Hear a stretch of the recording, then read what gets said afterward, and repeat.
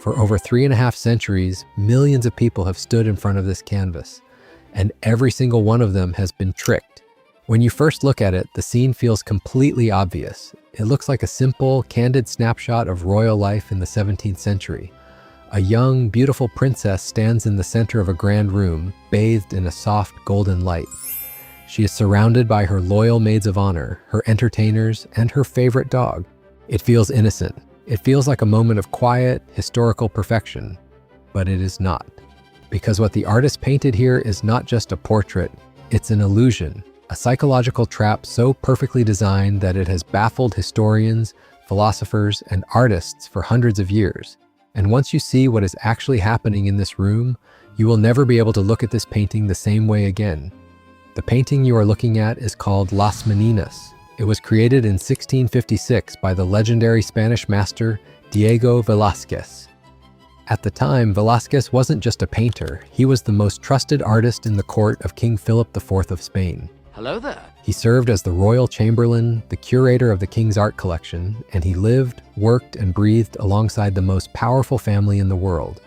When he painted this massive canvas, which stands over 10 feet tall, everyone assumed he was simply showing off his skills by capturing the king's 5-year-old daughter, the Infanta Margaret Teresa, and her royal entourage. And it's incredibly easy to see why. On the right, we see 2 dwarfs kept by the court for entertainment, gently stepping on a sleeping mastiff to see if it will wake. In the background, cloaked in heavy shadow, a chaperone whispers to a royal bodyguard. And right next to the princess, a maid of honor is kneeling, offering her a drink on a silver tray. But look closely at what she is holding. It's a tiny red clay cup. This is called a bucaro. These cups were imported all the way from Guadalajara, Mexico. But they weren't just used for drinking water. Aristocratic women in Spain used to literally eat the clay. It gave them a ghost-like, pale complexion, and sometimes it even caused intense hallucinations. Velázquez didn't just paint a room, he painted the hidden vices, the unbelievable wealth, and the bizarre realities of the Spanish Empire. But as fascinating as these details are, they are just distractions. Velázquez put them there to keep your eyes busy, because the true meaning of this painting isn't about what is happening in the light. It's about what is happening in the shadows. On the far left side of the painting, stepping out from the darkness, is Velázquez himself. He has boldly painted himself into the royal portrait. But here's where things start to get strange. Look at his posture. He is holding a palette and a brush, standing behind a colossal canvas. His hand is suspended in midair, caught in a moment of intense concentration. He is in the middle of painting a masterpiece, but the canvas is turned away from us. We can only see the wooden frame on the back. We have absolutely no idea what he is painting. And more importantly, look at his eyes. He isn't looking at the princess. He isn't looking at the maids or the dog or the canvas. He is looking straight out of the painting. He is looking directly at us. For centuries, people wondered, what is he looking at?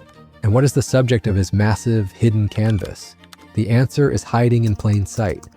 But to find it, you have to look past the princess, past the painter, all the way to the back wall of the room. Right in the center of the back wall, there is a frame, but unlike the other dark, mythological paintings hanging in the room, this one is glowing with a strange, silvery light. That's because it's not a painting, it's a mirror. And if you look closely at the reflection, you can see 2 blurry figures. That is King Philip IV and his wife, Queen Mariana. A flat mirror on a back wall doesn't reflect what is beside it. It reflects what is directly in front of it, which means the king and queen aren't anywhere in the background. They are standing exactly where you are standing. Suddenly, the entire scene of the painting changes narrative. Velázquez isn't painting the princess. He is painting the king and the queen. The princess and her maids have probably just walked into the studio to watch him work and alleviate the monarch's boredom. But because the mirror perfectly reflects the space outside the canvas, Velázquez forces you, the viewer, to step into the shoes of the monarchs. When you stand in front of Las Meninas, you are no longer just an anonymous spectator. You have become the absolute center of power. Every single gaze in this room makes sense now. The princess is looking at you. The maid is curtsying to you. The dwarf is admiring you. And Velázquez is studying you, painting your portrait. But why would Velázquez do this? Why construct such an elaborate trap just to put you in the shoes of the king? It wasn't just a clever optical trick. By forcing you into the royal perspective, Velázquez was making a profound, almost dangerous statement about power. In traditional portraits, authority is shown through crowns, gold, and armies. But here, Velázquez strips all that away. He suggests that true power lies simply in the act of looking.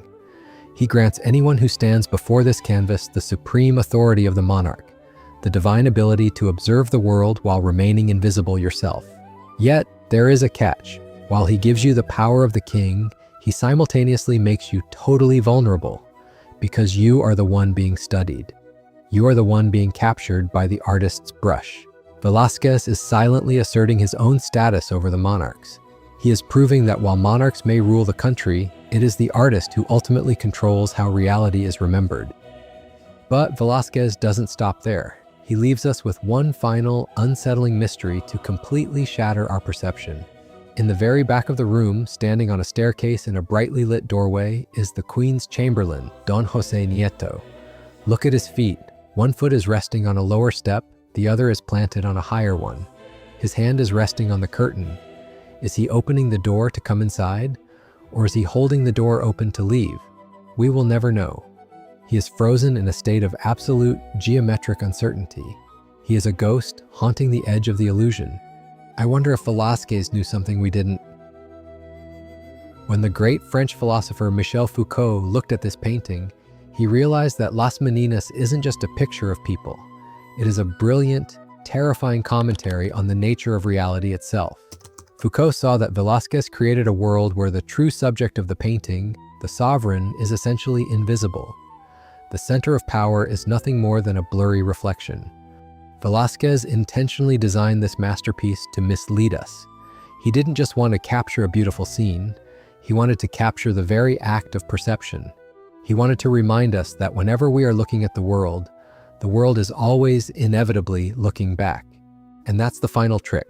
After all the illusions, mirrors, and shifting perspectives, Velázquez leaves us with a simple realization. The painting was never meant to give us a clear answer. Instead, it traps us inside a question. Who is really the subject? Who is observing? And who is being observed? Las Meninas doesn't resolve the mystery. It just quietly reminds us that the moment we try to understand what we're looking at, we've already become part of it.